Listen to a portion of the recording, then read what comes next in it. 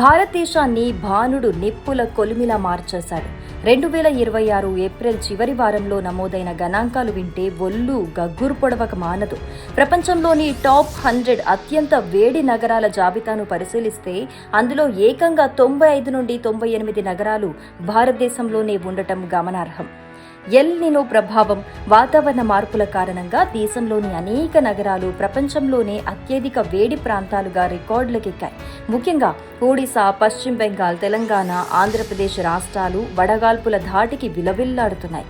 ఒడిశాలోని బారిపడ, బౌద్, పశ్చిమ బెంగాల్లోని కల్లైకుండ, పాన్గఢ్ వంటి ప్రాంతాల్లో ఉష్ణోగ్రతలు 45 నుండి 47 డిగ్రీల సెల్సియస్ను దాటేశాయి. అటు ఆంధ్రప్రదేశ్లోని నంద్యాల, కర్నూలు, తెలంగాణలోని రామగుండం, నిజామాబాద్ నగరాలు కూడా ఈ వేడి జాబితాలో అగ్రస్థానంలో ఉన్నాయి. ఉత్తర భారత్లోని ప్రయాగరాజ్, ఝాన్సీ నగరాలు సైతం నిప్పుల కొలిమిని తలపిస్తున్నాయి. ఏప్రిల్ మాసంలోనే ఇలాంటి పరిస్థితులుంటే రాబోయే మే నెలలో ఎండల తీవ్రత ఇంకెలా ఉంటుందోనని ప్రజలు భయాందోళనకు గురవుతున్నారు.